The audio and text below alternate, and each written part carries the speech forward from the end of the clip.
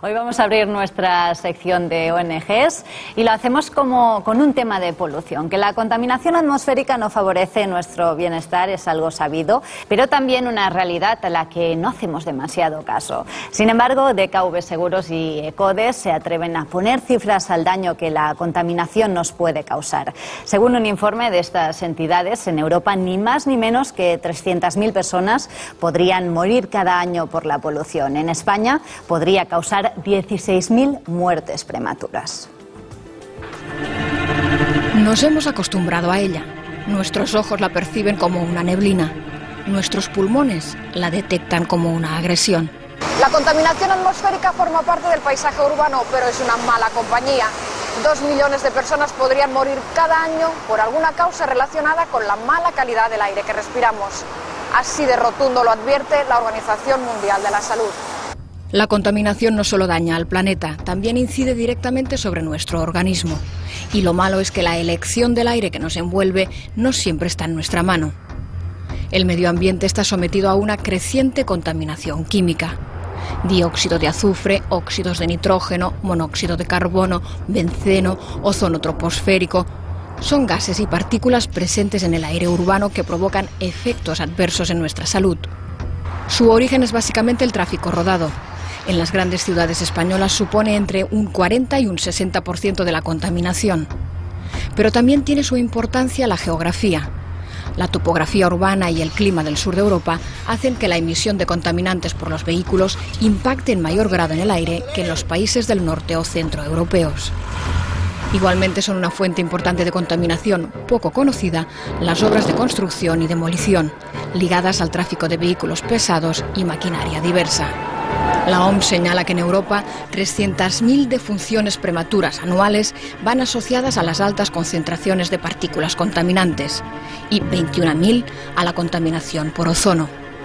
En España se atribuye a estas causas alrededor de 16.000 muertes prematuras al año.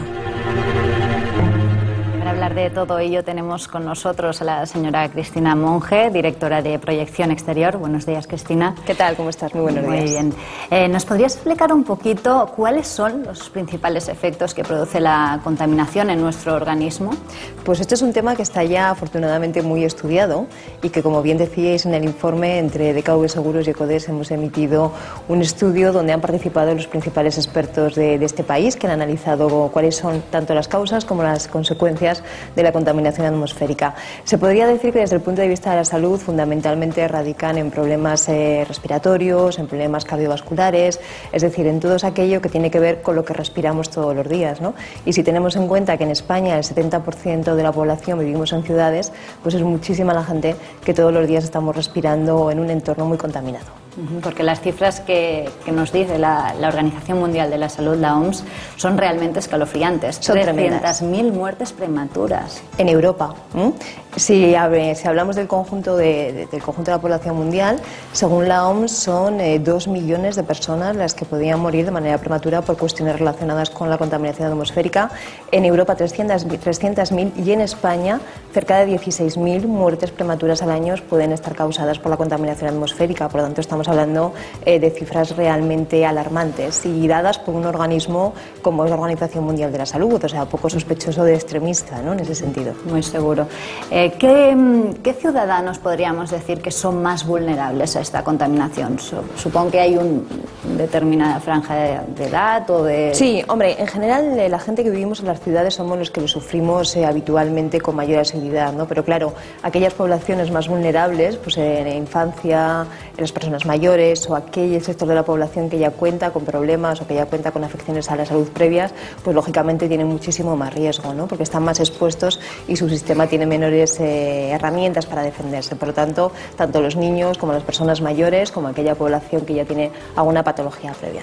En general le achacamos la culpa al tráfico, pero ¿qué otros factores alteran el aire que respiramos? El tráfico es muy importante. El tráfico se está asociando entre el 40 y el 60% 10% de la contaminación que a día de hoy respiramos en las ciudades, que es muchísimo.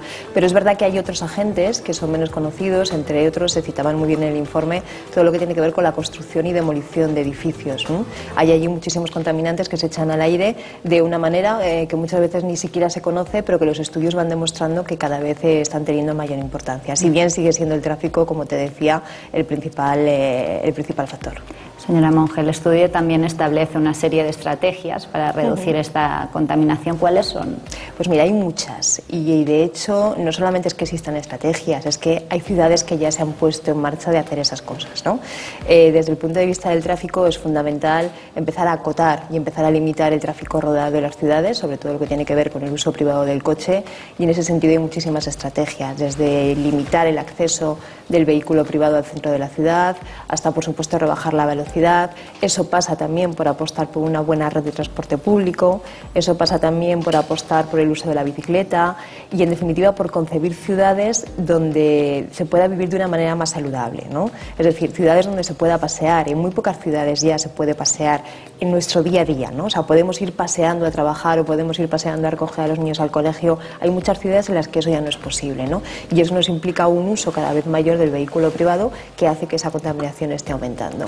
Eso en la parte del tráfico, pero hay más cuestiones, ¿no? Está todo el tema de la industria, que lógicamente también es un factor de contaminación y en el cual se van dando pasos y hay requerimientos ambientales cada vez más importantes para que esas industrias, pues bueno, cuiden un poco más su producción y echen menos, viertan menos producción al medio ambiente, ¿no?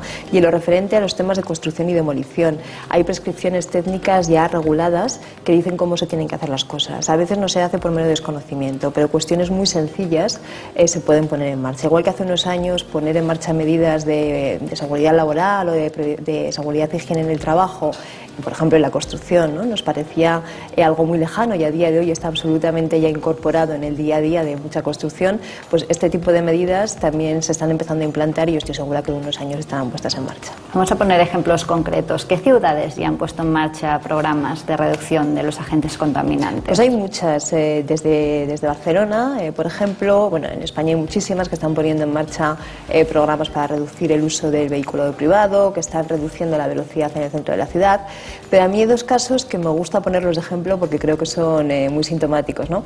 Que son los casos de Atlanta en el 96, coincidiendo con las Olimpiadas, y de Pekín en el 2008, coincidiendo también con unas Olimpiadas.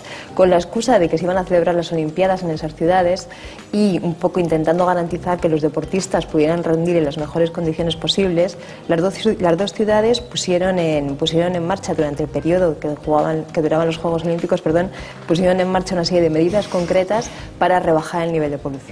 Medidas que tenían que ver sobre todo con el fomento del transporte público y con reducir el uso del vehículo privado en el centro. No solamente se consiguió bajar la contaminación durante esos días, sino que se comprobó que había una relación directa entre el número de enfermedades asociadas a la contaminación atmosférica en ese periodo de tiempo.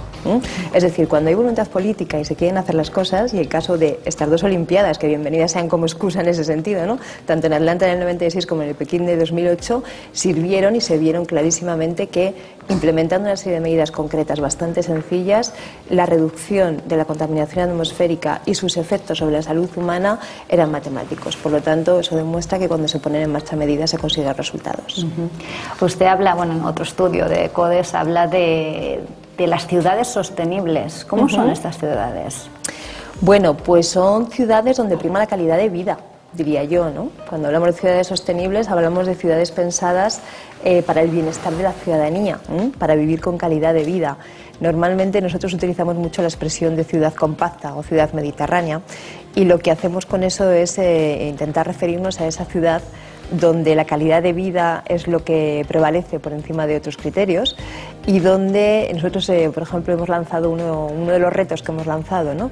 En este documento que comentabas, es decir, que en el 80% de la población que vive en las ciudades tenga a menos de 300 metros de su domicilio todos los servicios básicos, ¿no?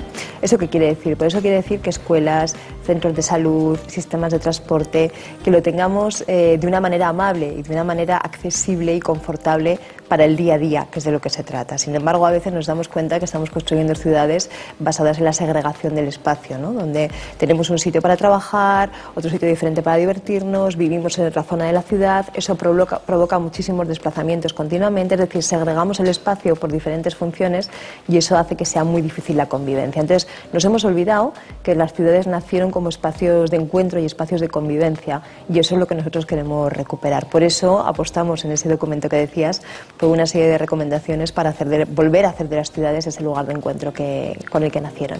Nosotros a nivel personal, para que todos los espectadores cojan este consejo, ¿qué podríamos hacer desde nuestras casas, desde nuestra individualidad, para reducir toda esta contaminación, aunque sean cosas pequeñitas? Pero muchísimas cosas, muchísimas. Para empezar, todo el mundo podríamos replantearnos de todas las veces que cogemos el coche, cuántas veces es necesario cogerlo, ¿no? Cuántas veces no tenemos alternativas de transportes a nuestra mano. Bien es cierto que no siempre las hay, ¿no? Y también es cierto que otra de las cosas que podemos y debemos hacer es reivindicar un más y mejor transporte público y de calidad. Eso sobre todo en las ciudades, pero también fuera de las ciudades, ¿no? Por lo tanto, esas dos cosas, la reivindicación de mayor y mejor transporte de calidad y desde luego replantearnos muchos de nuestros hábitos. Estamos hablando de contaminación atmosférica y por lo tanto tiene mucho que ver con el transporte, pero si hablamos de uso eficiente del agua, o si habláramos de consumo responsable, o si habláramos de tantos y tantos hábitos, veremos que el margen de mejora que tenemos es enorme. Sin olvidarnos que también tenemos, como ciudadanos activos y ciudadanas activas que somos, la responsabilidad de presionar y de reivindicar para que todo eso sea posible, para que tengamos un mejor transporte de calidad, para que tengamos un sistema de gestión de agua más eficiente, en definitiva, para que esto de la sostenibilidad sea posible. Muchas gracias, señora Monge. Realmente la gente cada vez está más concienciada, así que poco a poco lo vamos a conseguir.